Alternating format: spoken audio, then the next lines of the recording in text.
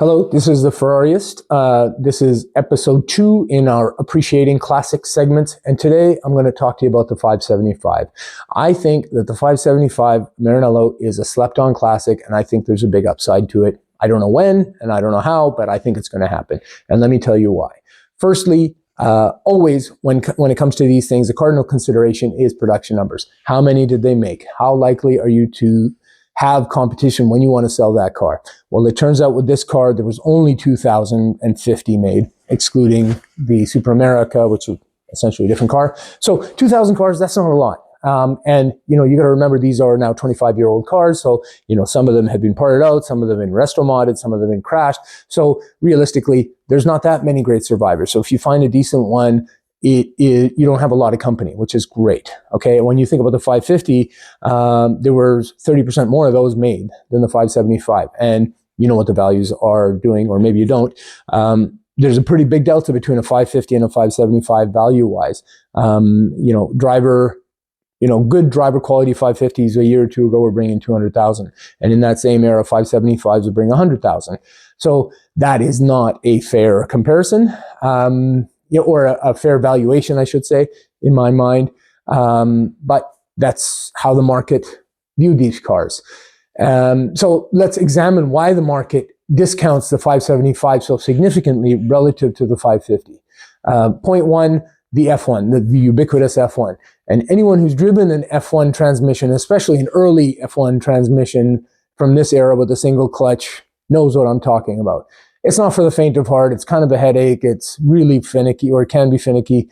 You can get used to it. You can start to enjoy it. You can get a lot out of it. But let me tell you, you're accepting some caveats when you do that.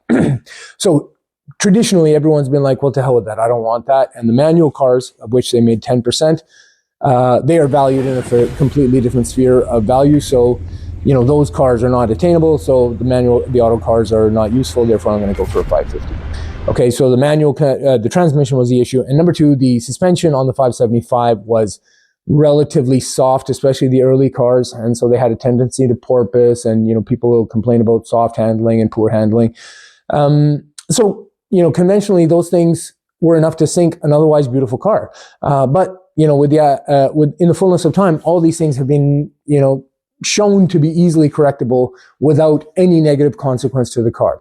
Case in point, the manual transmission swap now costs between $30,000 and $40,000. And I have done it to 4 cars and counting, 2 V12s and 2 V8s. And I will tell you that the V12 cars and the V8 cars, when they're manually converted, they drive exactly the same as their manual from the factory brethren. I've had the experience in both, and I just don't see the difference. The value on these converted cars, I think the dust is still up in the air about that. The market's not really sure how these things should be valued, but I think others on the internet have suggested, and I agree with, that ultimately the value will come down to you take an F1 car and you add 40 grand to it, and then that's the price of the converted car. And when you think of it in those terms, that is a bargain for a car that is not in any other way distinguishable from its manual brethren. There are 2 types of people in this world in terms of collecting cars. There's the enthusiast, and then there's a collector. If you're a collector, you want as much provenance as you can find, and then I encourage you to go get a manual car from the factory and, polish it up and keep it in your garage and do whatever you're going to do with it and sell it on at a tidy profit. But if you're like me, you want to drive the cars, and you want to get in at a reasonable price point.